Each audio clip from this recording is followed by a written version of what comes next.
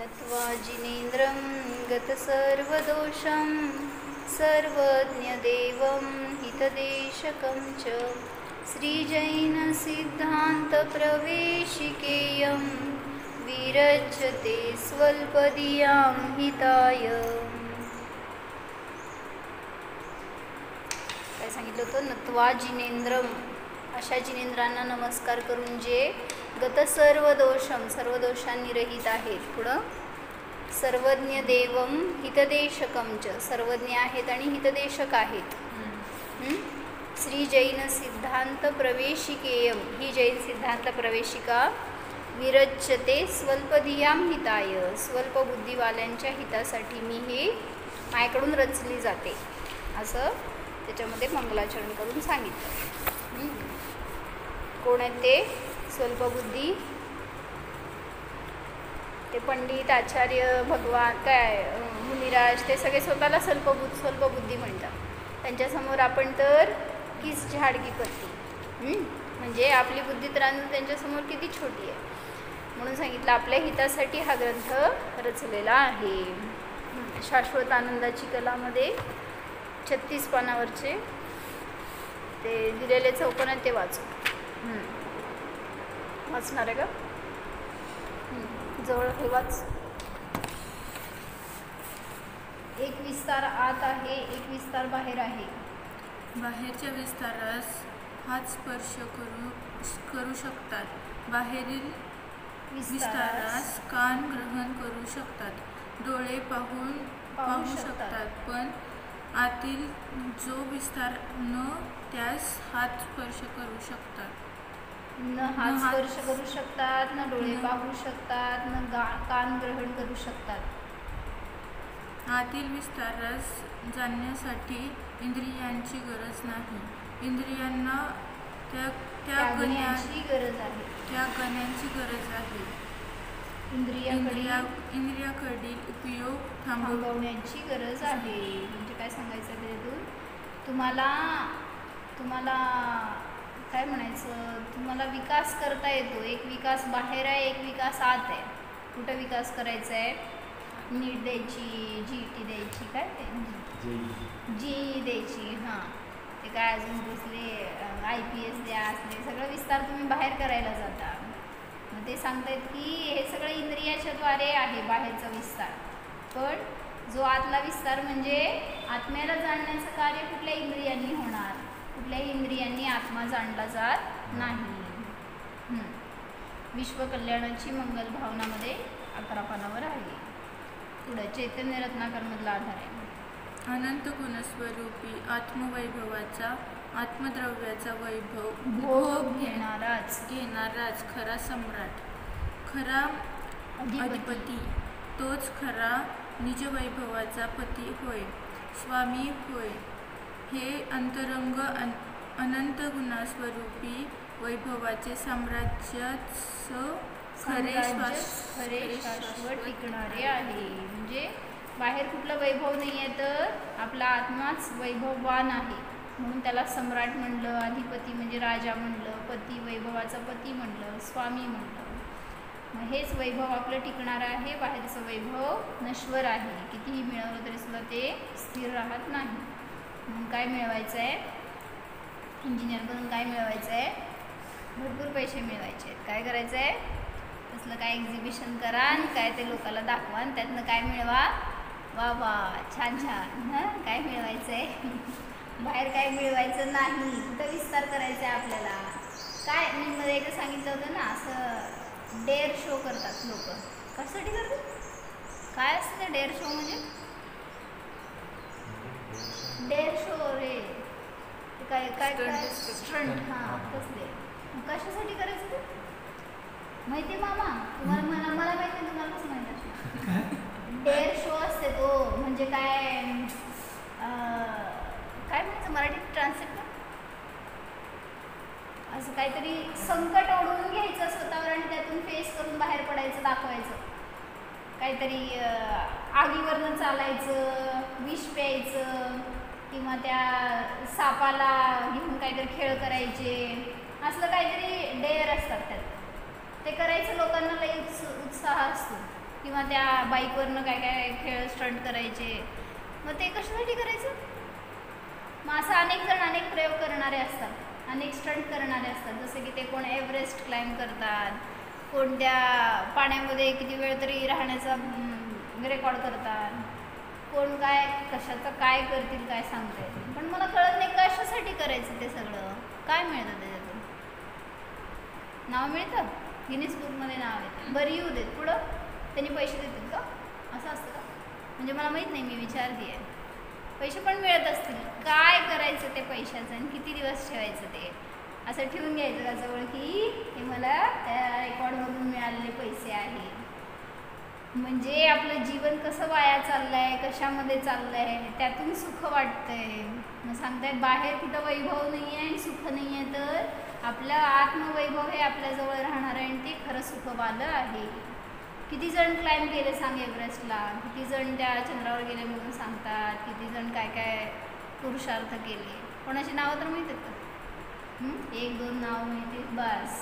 किती जण गेले असल्या गोष्टीमध्ये, पण काय राहिलं त्याचं? नाव राहिलं का काय? हे सगळं नष्ट होणार आहे नंतर. भरत चक्रवर्तीला वैराग्य झालं, नाव लिहायला जागा नाही, इतकेच चक्रवर्ती वर होऊन गेले, विजयार्थ पर्वतावर जाऊन आले. मग आपलं नाव त्या गिनीज बुकमध्ये, ते गिनीज बुक भरलं, दुसरं बुक आलं, कोणाला लक्षात तर राहणार आहे? म्हणून अशा काय नावाच्या मागं किंवा लौकिक प्रशंसेच्या मागं लागलो तर आपल्याला आपलं वैभव कळणार नाही. आलय निलय आवास निवास एत्य तस्मिन् लीयन्ते इति आलयः आवासः. सर्वार सिद्धीमध्ये 4थ्या अध्यायात 24वं सूत्र आहे. वाच. येऊन ज्यामध्ये लीन होतात त्यास आलय म्हणतात. उपचरित असद्भुत व्यवहार नयाने आलय म्हणजे घर होय. बाह्य घरात आपले जीवद्रव्य लीन होऊ शकत नाही. चैतन्यमय जीव अचेतन घररूप होऊ शकत नाही. बाह्य घरात पूर्णतः आपण रमत नाहीच. म्हणून निश्चय कुठलं घर आपलं आहे? बाहेरचं घर असतं ना, ते घर आपलं नाही हे सांगायला लागतं. आपण त्या घरामध्ये आपलं चैतन्य पाहतो आहे, वास्तविक चैतन्य आपल्यामध्ये, ते तर चेतन घर आहे. मग त्याच्यामध्येच आपण रमत राहतो, तर त्यामध्ये सुख नाही, त्यामध्ये लीन होऊ नको जीवा, हे सांगायला. म्हणून निश्चय नयाने आपले असंख्यात प्रदेशच खरे आलय निलय. अंतरंग क्षेत्रच आपला आवास निवास. कारण आपण आपल्या असंख्यात प्रदेश रूपच आहोत व त्यातच लीन होऊ शकतो. म्हणून बाह्य घराविषयीचे खोटे आकर्षण सहजच संपून चैतन्य घराची ओढ लागते. वारंवार स्वचैतन्यरूपी असंख्यात प्रदेशी घरामध्ये राहू लागतो व खऱ्या शांतीची प्राप्ती करून घेतो. हेच खरे शाश्वत आलय, हेच खरे अविनाशी निलय. आनंदधाम हाच खरा चैतन्य आवास, स्वप्रदेश हाच खरा निवास. आलय म्हणजे काय? निलय म्हणजे काय? आवास म्हणजे काय? निवास म्हणजे काय? घर. सगळे एकार्थवाचीच आहेत ना. मग खरं घर कुठं आहे? बाहेर नाही आहे, तर आपलं मध्ये म्हणलं होतं ना की आपल्या आत्म्यासाठी म्हणून या आत्म्याचे जेवढे प्रदेश आहेत ना, तेवढंच आपलं सगळं सर्वस्व आहे. त्याला तुम्ही घर म्हणा, जग म्हणा, विश्व म्हणा, काय पाहिजे ते म्हणा, तेवढंच आहे. ह्याच्या बाहेर तुम्ही काहीच करू शकत नाही. आपण साधं हे पेन इथलं उचलून दुसरीकडे ठेवायचं सुद्धा आपण कार्य करू शकत नाही. ते कार्य त्याच्यामध्येच होणार आहे, त्याच्या योग्यतेने. फक्त आपण निमित्त आहे म्हणून उचलून ठेवलं, पण आपण या असंख्यात प्रदेशाच्या बाहेर जाऊन काहीच करू शकत नाही. इतके लिमिटेशन्स आहेत.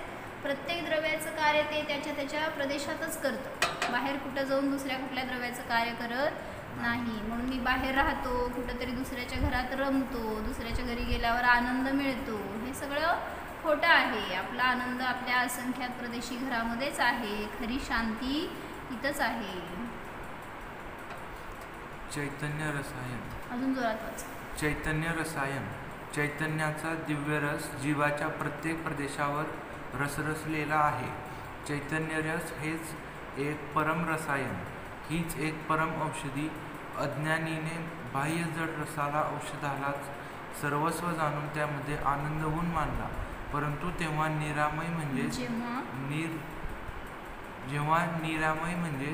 नीर प्लस आमय रोगरहित ध्रुव स्वभावाची प्रतीती आली तेव्हा हे पटले की ध्रुव स्वभावामध्ये तर पूर्ण निराकुलता आहे, तृप्ती आहे. आपणास जड द्रव्यांची अथवा अन्य जीवद्रव्यांची देखील गरजच नाही. आमय म्हणजे रोग आणि निर म्हणजे नाही. ज्यामधून रोग निघून गेलेत किंवा जे रोगरहित आहे असा तो स्वभाव कसा आहे, निरामय आहे. म्हणजे जेव्हा रोगाला दूर करायचं तर तुम्ही बाहेरची औषधं, रसायन, जडीबुटी खायला जाता. मग इथं सांगतायत की तुम्हाला रोग कुठला झाला आहे. पहिल्यांदा भ्रमण हा रोग आहे, मिथ्यात्व हा रोग आहे.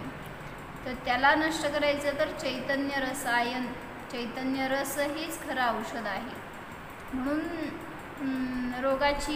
रोगरहित ध्रुवाची प्रतीती झाली तर पटते की आत्म्यामध्ये निराकुलता आहे, निरोगता आहे. मग त्यावेळेस कुठल्या जडद्रव्यांची, औषधांची गरज पडत नाही. निरामय स्वरूप अंशन स्वभावी ध्रुव स्वभावाला जाणणेच संसार रोगावरील, भवरोगावरील परम औषधी आहे. निरामय स्वरूप स्व अस्तित्वात राहिले असता जेथे भवरोग सहजच मिटतो तेथे भावरोग देखील सहजच मिटतात. म्हणून चैतन्य रसरूपी रसायनास जाणणे परम आवश्यक. चैतन्य रसायन स्वरूपोहम. काय समजलं सांग. भव हा रोग आहे, तो कधी नष्ट होणार, जेव्हा आपण आपल्या अस्तित्वामध्ये राहिलो, त्याची ओळख केली, त्याला जाणलं, तरच हा रोग सर्वथा मुळापासून नष्ट होणार. अन्यथा दुसरं कुठलंही औषध नाही. असं आता घरामध्ये आपल्याला समजा एखादा मनुष्य आहे, त्याला घरातल्या कोणाच्या बद्दल प्रीती नाही आहे आणि त्याला कोणी प्रेम करत नाही. काय करायचं त्या जीवाने? आपल्याला वाटतं की आपल्या घरातले लोक म्हणजे आपलं सर्वस्व आहे किंवा तेच आपल्याला आश्रयस्थान आहे. जसं आता म्हातारे वयस्कर आहेत, त्यांना कोण प्रीती करतं किंवा त्यांच्याकडे किती लक्ष असतं. मग ते आहेत नाही सगळं समान असतं. मग त्यांचे फिलिंग्स काय असतात माहिती का? कोण आपल्याकडं बघत नाही, तर आपल्याला लक्ष देत नाही, तर आपल्याला कोण विचारत पण नाही. मग अशा जीवाला काय विचार येत राहतो? इथं राहणं किती बरोबर आहे किंवा राहायला नको, आपण नसलं तर बरं, जायला पाहिजे, सगळं सोडून नको राहायला, जिवंत राहायला नको, असे सगळे परिणाम सुरू होतात. मग ते सांगायला तशी वेळ येण्याच्या पूर्वी तुम्ही तुमचा विषय जाणा, कारण तोच तुमच्याबरोबर राहणार आहे. परिवारजन किती राहणार आहेत आणि किती सुख देणार आहे. त्यामुळे बाहेर कोण सुख देणारं नाही आहे.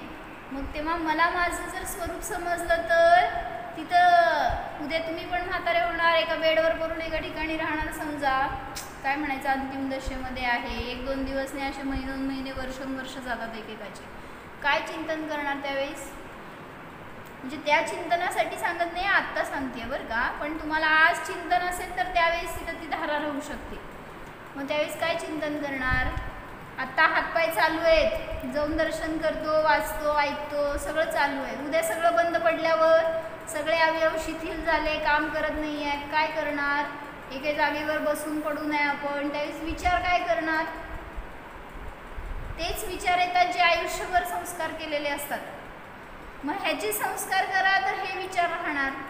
आणि विचार आपण काय केले? धनाचा विचार केला, परिवाराचा विचार केला, कोणी पत्नीचा विचार केला, पतीचा विचार केला, कोणाच्या इतरांच्या विचारामध्ये अडकलं ना, तिथं पडून ते आकुलतेचेच राहतात, सतत आकुलता होत राहते. म्हणून सांगितलं एखादं स्तोत्र पाठ करा, एखादं भजन पाठ करा, जे की आपल्याला गुणगुणलं की आपल्याला आनंद यावा आपला, आणि मग त्याच्याद्वारे आपल्याला आपला आत्मा मिळावा, त्याचा आनंद मिळावा. त्याच्यासाठी म्हणून हे चैतन्य रसच औषधी आहे, जोच भवरोगाचा नाश करणारा आहे.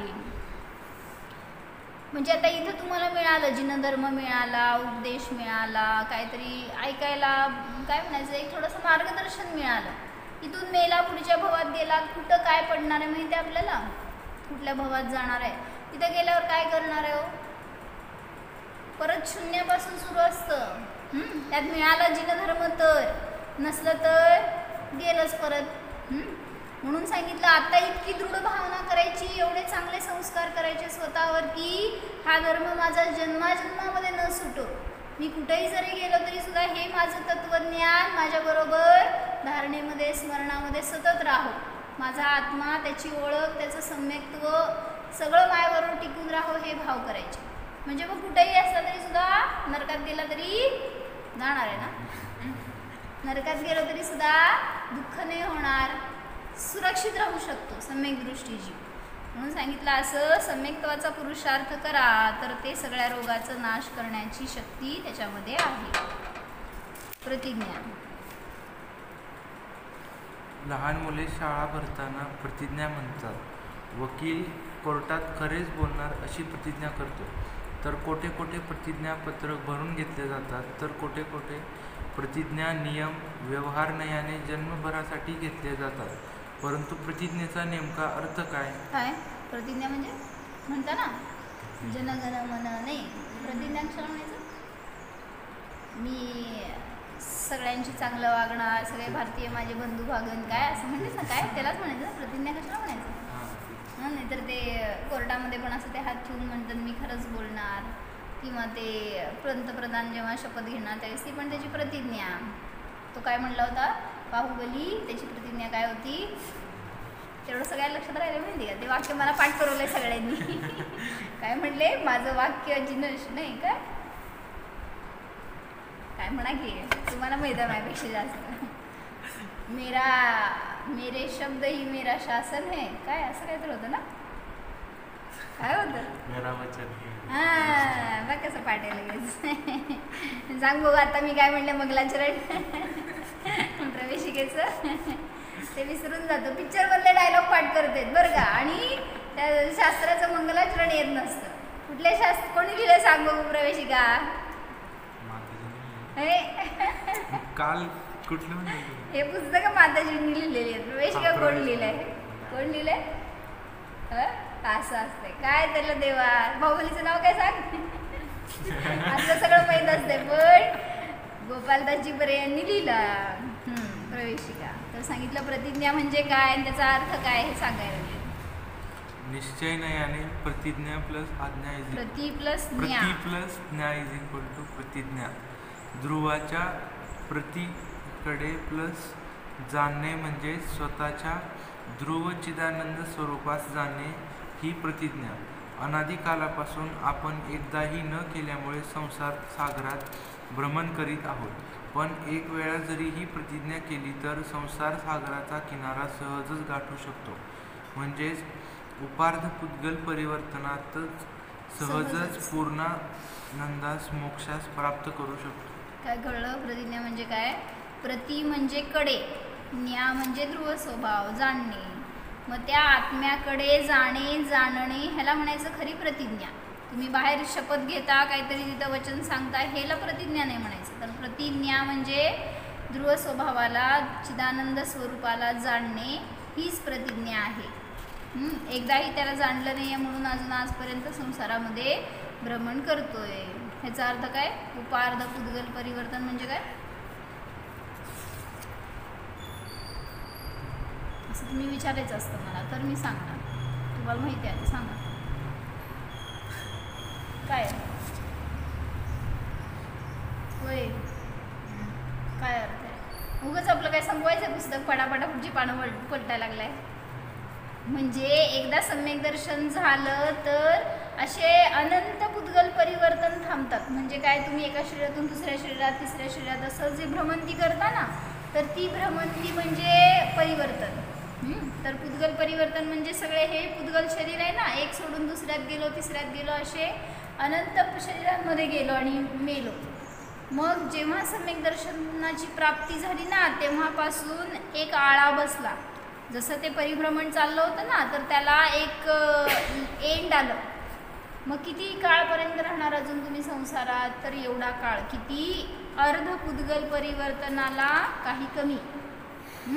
तर एवढा काळपर्यंत आता तुम्ही संसारात राहणार. त्याच्यानंतर नियमाने मुक्तीला जाणारच, त्याच्या आधी जाणार किंवा त्याच्या तेवढ्यामध्ये तर जाणारच. ह्याच्यापेक्षा जास्त काळ तुम्ही संसारात राहणार नाही. ह्याच्यासाठी त्यांनी तो शब्द वापरला की जो सम्यक दृष्टी असतो तो उपार्ध पुद्गल परिवर्तनात सहजच मोक्षाला प्राप्त करू शकतो. म्हणून तुम्हाला काय करायचं आहे? मोक्षाला प्राप्त करायचं नाही आहे. काय करायचं आहे? इथं माझाच मोक्ष स्वभाव आहे त्याला जाणायचं आहे तर मोक्ष झाला. म्हणजे त्या मोक्षात जो आनंद आहे तो आता मी इथं या समयात भोगू शकतो. मग इथं भोगला की सुरू झाला तिथून मोक्षाचा प्रवास. मग कधी का होईना सम्यक दृष्टी निर्विकल्प असतो. असं नाही की मी एवढं तप करतोय अजून माझे कर्म संपले नाहीत, इतका धर्म करतोय अजून संकटं संपली नाहीत, किती दुःख आहे मला, किती प्रतिकूलता आहेत, लोक किती वाईट वागतात माझ्याशी, सगळे हे भाव काय राहिले. धर्माने काय करावं तुमचं? धर्म काय सगळ्याचे पाप धुवायला बसलाय का? काय करावं धर्माने? मग धर्म कशाला करायचा? म्हणजे स्वार्थी आहेत तुम्ही लोक. काय म्हणते बनिया, जैन धर्मवाले सब बनिया है. आम्ही हे देतो तू आमचं हे काढ. म्हणजे काय ते देव इथे धोबी आहेत तुमचे पाप धुवायला का जिनवाणी धोबी आहे. म्हणून म्हटलं तुमचे परिणाम तुम्हाला सुधारायचे ह्याच्यासाठी जिनवाणीचं अध्ययन आहे, बाहेर कुठलं तर पर्पज नाही. काय सांगितलं, जर तुम्ही त्या मुनींच्या ठिकाणी जवळ जाऊन त्यांचं वयावृत्त करताय तर त्याच्यातून तुम्हाला काय लाभ होतो ह्याच्यासाठी ते चित्र दिले 38 पानावर. भावलिंगी संत आहे तर ते सूर्यासमान आहेत. सूर्याचा प्रकाश जसं प्रखर आहे आणि तो त्या स्फटिकमणीवर म्हणजे त्या काय म्हणायचं प्रिझमवर त्या भिंगावर टाकला तर तो एकवटून त्या कागदावर पडला तो प्रकाश, तर काय झालं, अग्नि से कागज का जलनिया दहन होता है. म्हणजे त्या अग्नीने ती काच जळायला लागली. काय कागद त्या काचेवर पडलेल्या प्रकाशाला एकत्र करून तो प्रकाश जर त्या कागदावर केंद्रित केला तर ते कागद जळायला लागलं. तसं काय सांगायचं आहे इकडं, अव्रती गृहस्थ तत्व को सुनता है और युक्ती से परीक्षा करता है. जेव्हा तिथं वयावृत्त करतोय मुनींचं त्यावेळेस मुनींनी सांगितलेले सगळे शब्द, त्यांचं वचन, त्यांची वाणी सगळी त्याला आत्मसात झाली आहे, ते आठवतोय कारण त्यांनी तसं अनुभव करतायत मुनिराज. आणि मग त्यांच्या जवळ राहून आपल्यावर पण तसे संस्कार होतात. मैं ध्रुव निज ध्रुव शुद्ध ज्ञान आनंद आत्मा हूँ. जसं तुम्ही 5 मिनटं बसता आम्हाच्या जवळ, तुम्हाला तेवढ्यामध्ये पण काहीतरी उपदेश देतात. म्हणजे काहीतरी मिळतं आपल्याला त्यांच्याकडे गेल्यावर, ते नाही बोललं तरी सुद्धा मिळतं. देवाच्या जवळ बसल्यावर काय मिळतं सांग? देव काय बोलतात का तुमच्याशी? काय मिळतं? देव काय देतात तुम्हाला? काय नाही देत. कशाला जातं ना देवाकडं? देव काय देतात? काय देतात? कोणाला माहिती, काय तर देत असतील, मी काय जात नाही त्यांच्याकडे. काय देतात देव तुम्हाला? काय देतात देव? देवाकडे का जाता? देव आहेत ना भगवान वर बसलेले, त्यांचं दर्शन का करतो?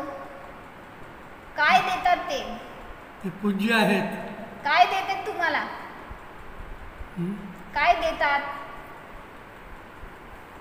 ते आपल्याला मुक्तीचा मार्ग दाखवतात. बरं, असा आवाज खणखणीत पाहिजे, तुमचा आवाज बाहेरच पडत नाही दोघांचा. तर तिथं त्यांना देव म्हणजे त्यांच्या जवळ बसलं तर 5 मिनिट त्यांच्या जवळ बसलं तरी आपल्याला शांतीचा अनुभव होतो. का? एक सुख वाटतं. तशी एक फील्ड असते माहिती का, जे सतत आपल्या आत्म्यामध्ये राहतात, सतत तसेच त्यांचे विचार आचार त्यांच्या जवळ जेवढं राहणार ना ते इन्फ्लुएन्स तुमच्यावर होतो, आपोआप होतो. म्हणून त्या त्यागी मुनींजवळ जर राहिलो ना 5-10 मिनिटासाठी तरी सुद्धा आपल्याला तसे संस्कार होतात, तसे भाव होतात, तसा आनंद मिळतो आपल्याला. तर तो वयावृत्त करतोय तर मैं निज ध्रुव शुद्ध ज्ञान आनंद आत्मा हूँ, उसी समय इस शुद्धात्मानुभव से कर्म की समरपूर्वक निर्जरा होती है. म्हणजे तो असा त्या मुनींच्या सानिध्यात मुनी अनुभव करतायत तसं मी पण अनुभव करू शकतो. अशा हे बघ की ह्याच्यावरून लावायचं, ते सूर्य आहे ना ते म्हणजे मुनिराज आणि तो प्रिझम म्हणजे आता त्याचं ज्ञान. मग त्या मुनींच्या चर्येला पाहून याचं ज्ञान केंद्रित झालं आणि मग जर त्या स्वभावाला जाणलं तर त्या समयात ते कागद जळालं म्हणजे काय, त्या कर्मांचा नाश झाला. असं त्यांनी ते एक्झाम्पल इकडे लावले दृष्टांत. शंका.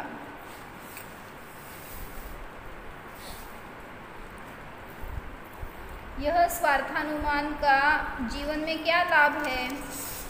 समाधान. हिंदी कसं काय आहे?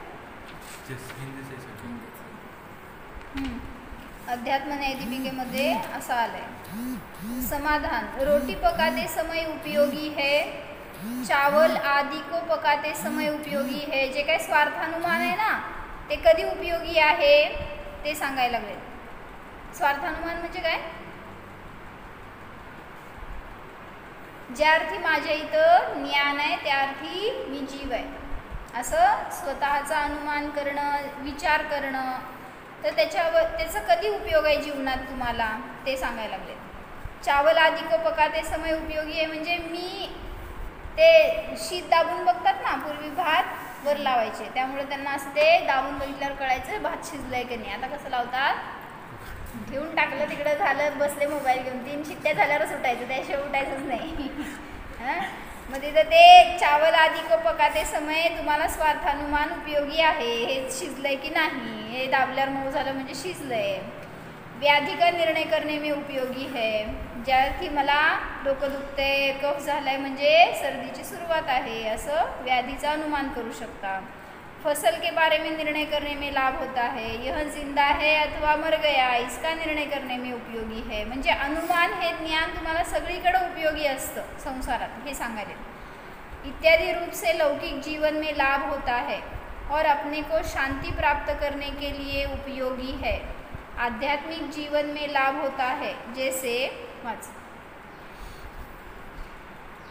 भोग्य विषय के निर्णय के लिए और सम्यक आनंद का भोग लेने के साधन का निर्णय करने के लिए और सम्यक फल का निर्णय करने के लिए स्वार्थानुमान उपयोगी है. म्हणजे विषयाचा निर्णय, साधनाचा निर्णय आणि फळाचा निर्णय करण्यासाठी अनुमान उपयोगी आहे. विषय कशाला म्हणायचं?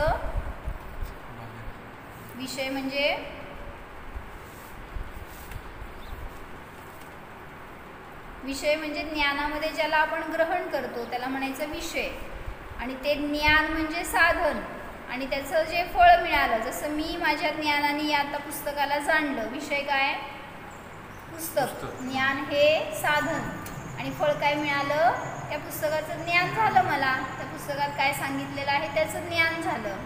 मग म्हणून सांगतायत की असं तुम्हाला विषय कुठं करायचं आहे? माझा आत्मा. साधन काय? अतींद्रिय ज्ञान. फळ काय मिळणार? सम्यक दर्शन, अतींद्रिय आनंद.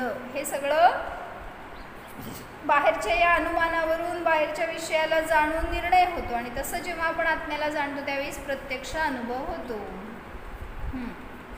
अपने सम्यक दर्शन का निर्णय करने के लिए उपयोगी है. मला सम्यक दर्शन झालंय की नाही ह्याच्यासाठी सुद्धा उपयोगी आहे. सम्यक मोक्ष मार्ग का सम्यक आनंद का निर्णय करने के लिए उपयोगी है. क्षयोक्षम सम्यक दर्शन के सद्भाव में सविकल्प अवस्था में सम्यक्त्व प्रकृति का उदय रहता है. इसलिए कभी कभी स्वयं के सम्यक दर्शन के बोरे में शंका कांक्षा बारे में रे बोरे कुठला काढला. इसलिए कभी कभी स्वयं के सम्यक दर्शन के बारे में शंका कांक्षा के विकल्प विचार तरंग चित्त में आते हैं, तब स्वार्थानुमान के द्वारा स्वयं में की शंका कांक्षा का समाधान किया जाता है. म्हणजे जेव्हा मलाच माझ्या काही शंका येतील तर त्याचं सुद्धा समाधान मला समजत जातं. जसं हे वाचायला लागलो तर अनेक शंका येतात आपल्याला, म्हणजे शंकांचं समाधान गुरूंकडून मिळेल किंवा जे लिहिले त्याच्याकडून मिळेल. आणि जेव्हा आपण स्वतः अनुभव करायला जातो त्यावेळी अंतरंगात उठलेल्या शंकांचं समाधान स्वतःला होतं, जेव्हा हे स्वार्थानुमान समजतं. स्वयं का स्थितीकरण करने के लिए स्वार्थानुमान उपयोगी है. स्वयं के संलेखना के लिए स्वार्थानुमान उपयोगी है. म्हणजे आपलं आयुष्य संपतंय तर कळतं जीवांना एकेकांना की ज्या अर्थी शक्ती क्षीण होत चालली आहे, डोळ्याची रोशनी कमी झाली, कानाची शक्ती कमी झाली, किंवा काय पाय थंड पडायले, कान पडलं, अनेक गोष्टी असतात ना अशा, पल्स कमी लागायले, हार्टमध्ये त्रास व्हायला लागलं, तर त्यांना कळतं की आपलं आयुष्य आता कमी राहिलं. ते लोक दीक्षा घेतात. तुम्ही काय करता? मोठ्याच्या मोठ्या हॉस्पिटलमध्ये जाणार, बेस्ट डॉक्टरला शोधणार आणि त्यांच्याकडं इलाज करून आम्ही काय तंदुरुस्तच होणार, आम्ही जास्त जगणार असा प्रयत्न करतो. आता त्या दीक्षार्थींनी काय केलं? त्यांना सांगितलं होतं तुमचं हार्ट आता वीक झालं आहे, कमी चालायला आहे. म्हटल्यावर त्यांनी ऑपरेशन करायला गेले नाहीत. काय करायला गेले? दीक्षा घेतली त्यांनी. म्हणजे असं शरद कुमार चक्रवर्तींचं काय झालं? जेव्हा समजलं शरीरामध्ये कोड झालाय त्या क्षणाला वैराग्य झालं आणि दीक्षा घेतली त्यांनी. उलट करायला पाहिजे होतं का नाही त्यांनी? आता रोग व्हायला लागले सुरुवात म्हणल्यावर औषध उपचार करून ठीक होऊन मग दीक्षा घ्यायला पाहिजे होती. का दीक्षा घेतली? आता दीक्षा घेतल्यावर थोडी उपचार करू शकतो. कोणी डॉक्टर येणार, पेशंट ते तपासणार, इंजेक्शन देणार, काय औषधं गोळ्या खाणार? चान्सच नाही आहे. मुनी झाल्यावर बाहेरचं औषध घेता येत नाही. मग त्यांनी दीक्षा का घेतली? तुम्हाला समजलं रोग झालाय, तुम्ही काय करणार? असं पटकन दीक्षा घ्यायची असते म्हणजे सगळे रोग लगेच नष्ट होतात.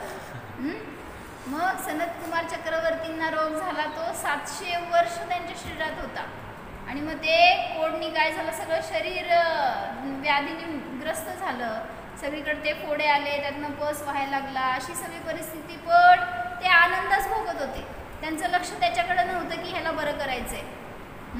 म्हणजे म्हणायचंय ज्याला शरीराला बरं करायचं विचार आला ना तो आत्म्याला कधीच बरं करणार नाही.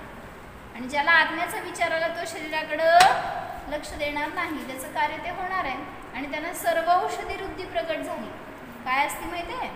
जर त्यांनी विचार केला ना तर अंगातले सगळे रोग बरे होऊ शकतात. पण त्यांनी कधीच त्या वृद्धीचा उपयोग केला नाही. सगळे रोग शरीरात असताना सुद्धा त्याच शरीराच्या आधाराने त्यांनी तपस्येच्या द्वारे वृद्धी प्राप्त केली असताना सुद्धा त्यांनी त्या वृद्धीचा कधी प्रयोग केला नाही. म्हणून सांगितलं की शरीराची दृष्टी बदललेली असते जो मोक्षगामी जीव आहे त्याची. निज ध्रुव शुद्धात्मा को प्रामाण्य सहित प्रत्यक्ष ज्ञान से जानने का उसी समय फल सम वितराग शुद्ध परिणाम. कसं वाचायचं भैया? निज ध्रुव शुद्धात्मा को प्रामाण्य सहित प्रत्यक्ष ज्ञान से जानने का उसी समय फल सम परिणाम ही था. म्हणजे विशुद्ध शुद्ध वितराग शुद्ध परिणाम ही था. म्हणजे फल सांगितलं, विषय सांगितलं आणि साधन सांगितलं. सांगाय काय त्याच्यामध्ये? विषय काय? कोणाला जाणलं? त्या वाक्यामध्ये तिन्ही गोष्टी आहेत. विषय काय? निज ध्रुव शुद्ध आत्मा, त्याला जाणलं ना. कशाने जाणलं? कशाने जाणलं? तिथं आहे ते शब्द सांग की भैया. कशाने जाणलं? प्रामाण्य सहित प्रत्यक्ष ज्ञान हे साधन झालं. फळ काय मिळालं? वितराग शुद्ध समपरिणाम हे फळ मिळालं. क्योंकि सभी के पास ध्रुव शुद्ध है, शुद्ध निश्चय नयन, ये सब शुद्ध है. सवे शुद्धाहु शुद्धानया. शुद्धनया. सगळ्यांच्या जवळ शुद्ध आत्मा आहे. निश्चयाने सगळे जीव शुद्ध आहेत. इसलिए सब समान है. उस समय बुद्धिपूर्वक अशुभ भाव नहीं था क्योंकि उस समय किसी की निंदा आदि नहीं की थी और उस समय बुद्धिपूर्वक शुभ भाव नहीं था क्योंकि उसी समय स्तुति आदि नहीं की थी. काय सांगायला लागले ते माहिती आहे का?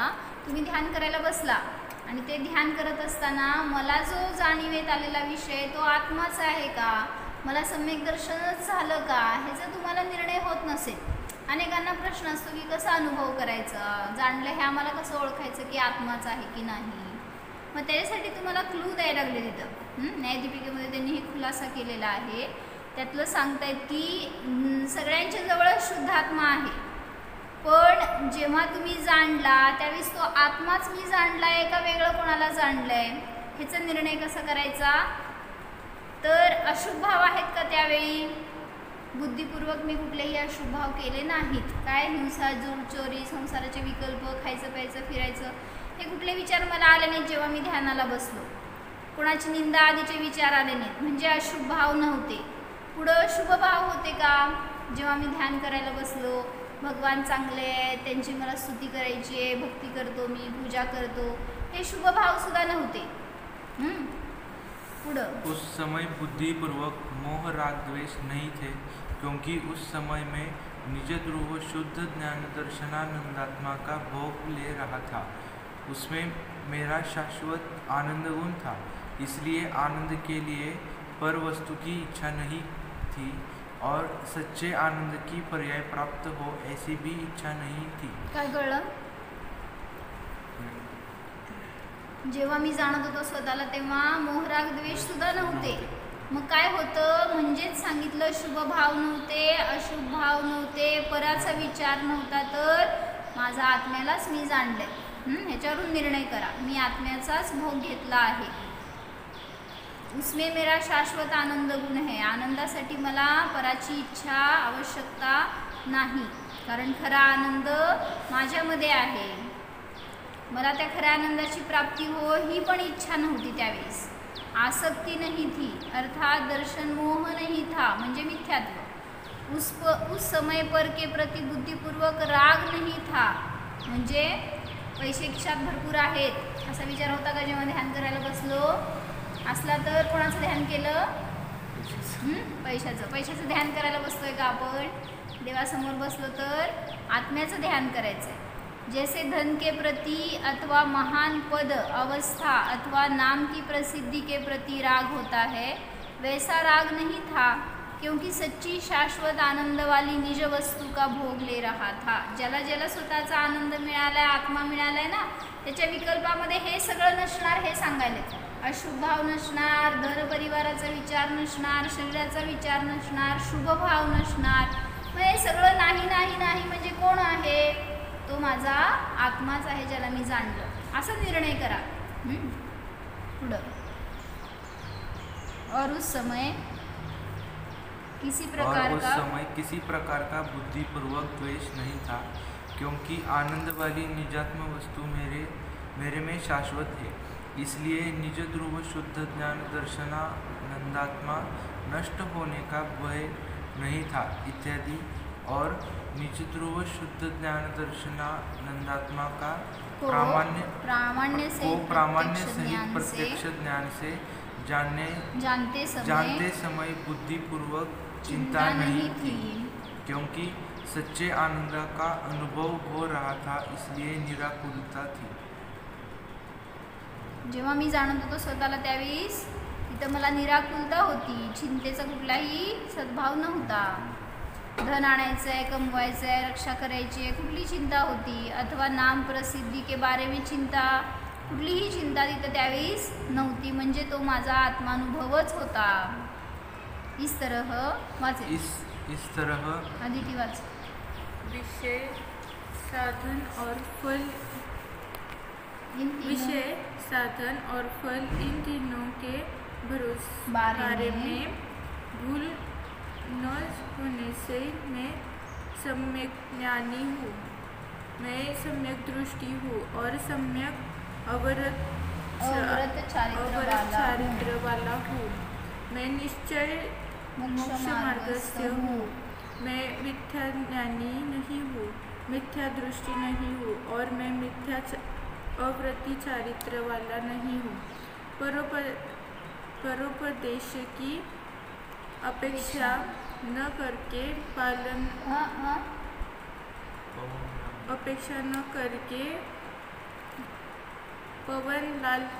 पवन लाल ने स्वयं वह उपरोक्त अनुमान किया, इसलिए वह स्वार्थ अनुमान है. नावच बदलून टाकणार आहे. पवनलाल भेटू देस तुम्हाला. परोपदेशाच्या अपेक्षा न करता त्यांनी स्वतःच्या अनुमानानेच स्वतःला जाणण्याचा प्रयत्न केला, तर त्याला आत्मा प्रत्यक्ष अनुभवात आला. मग तो स्वतःचा निर्णय करू शकतो. तसंच आपण सुद्धा जरी काय बहिरंगामध्ये चारित्र नाही आहे, फार ज्ञान नाही आहे, पण भेदविज्ञान झालं की शरीर भिन्न आहे, आत्मा भिन्न आहे, तर स्वतःला जाणू शकतो. आपल्याला सुद्धा सम्यक दर्शनाची प्राप्ती होऊ शकते. आदिती केस विंचरती आहे. रोजच्या दैनंदिन जीवनात उत्पाद द्रव्याचा उपयोग, हे बघूनच काढलं होतं का त्या दिवशी? तेच म्हटलं तुझ्या हातात गंगवा कसं काय आला. ध्रुव अविनाशी कॉन्स्टंट व्ह्यूनी काय सांगितलं? स्पर्श रसगंध वर्ण मय परमाणु. मग खालून वर वाचायचा. निश्चय दृष्टीने सांगितलं की केस म्हणजे हे सगळे स्पर्श रसगंध वर्णाचे विषय आहेत, परमाणू आहेत किंवा स्कंद आहेत. व्यवहाराने विस्कटलेली अवस्था आहे. चांगले तर दाखवलेत केस एवढे. विस्कटलेली नाही आहे, विस्कटलेली अवस्था आहे. पुढं ती पर्याय बदलली आणि विंचरलेली अवस्था आली. मग काय समजलं याच्यातून? येथे विस्कटलेल्या अवस्थेचा वेळ झाला, विंचरलेल्या अवस्थेचा उत्पाद झाला व अवस्था बदलत असतानाही वर्णमय परमाणु ध्रुव कायम आहे. नेमके असेच आपल्यामध्ये घडते. पूर्व अवस्थेचा वेळ, नवीन अवस्थेचा उत्पाद व अवस्था बदलत असतानाही ज्ञानदर्शनमय जीव ध्रुव कायम आहे. अवस्थेला जाणले तर विषमता, दुःख, प्राप्ती, शाश्वत राहणाऱ्या आनंद, ज्ञानानंद स्वभावी ध्रुवास जाणले तरच खरा आनंद होऊ शकतो. म्हणजे अवस्थेला जाणलं तर दुःखाची प्राप्ती होणार, विषमता येणार. म्हणजे हे जे चित्र दाखवलं याच्यामध्ये इकडं पर्यायाकडे दृष्टी ठेवली तर दुःख आहे आणि तेच ध्रुवाकडे दृष्टी ठेवली तर सुख आहे. शाश्वत राहणाऱ्या ज्ञानानंद स्वभावी ध्रुवास जाणले तर खरा आनंद भोगू शकतो. म्हणून उत्पाद वे ध्रुव आपल्या पण जीवनामध्ये चालू आहे, पण आपण कशावर दृष्टी ठेवतो? पर्यायावर दृष्टी ठेवतो. ध्रुवावर दृष्टी ठेवा तर आनंद आहे, पण आपण आकुलित का होतो? आपल्याला दुःख का होतं? दुःखी आहात का सुखी आहात? विचार. दुःखी आहे का? आता ज्ञान झाल्यावर दुःखी का? अल्पज्ञान असू दे की, तेवढ्या ज्ञानाने सुद्धा मी आत्म्याला जाणू शकतो. मग जाणलं तर सुख आहे आणि ते जाणणं सोडून बाहेर काय करायला गेलो तर दुःखच आहे. म्हणून काय करायचं? पहिल्यांदा धर्म करायचं म्हणजे फक्त पहिल्यांदा स्वतःची ओळख करायची. जे काय आपल्याला समजलंय ना आत्तापर्यंतचं, त्या सगळ्यामधून फक्त सार काढायचा एवढा की मला स्वतःला जाणायचं आहे, माझ्या आत्म्याला विषय करून त्याला प्रत्यक्ष बघायचं आहे. असं एक वाटतं का नाही? आपण ध्यानाला बसल्यावर आपल्याला तो दिसावा. कोण आहे तो? कसा दिसतो?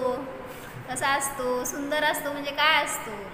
मग त्याचा अनुभव आपल्याला फिलिंग आली ना तर खरंच आनंद येतो. म्हणून ध्यान असं करा. 5 मिनिटं बसला तर झोपलेला असता अर्धा, माहीत आहे मला.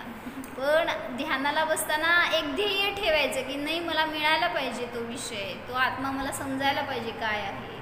असं एक जिज्ञासा, एक धगस असावी तर तुम्हाला पण तो विषय सहज मिळू शकतो. हो, जाणा.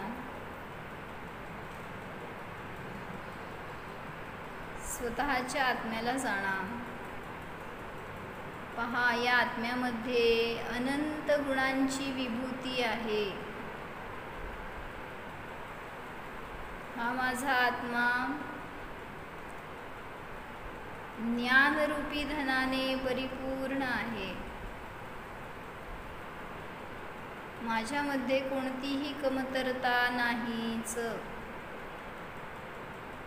अल्पज्ञान हा माझा स्वभाव नाहीच. स्व आत्म्याला लक्ष करा. ज्याला मी जाणतोय तो आत्माच आहे. पहा, जो जाणतोय तो आत्माच आहे.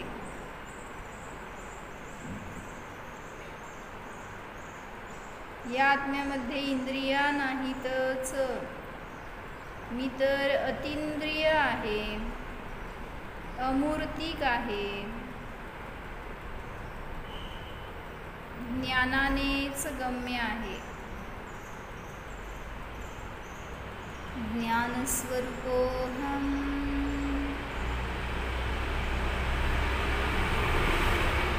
जीवोऽहम्. ओम.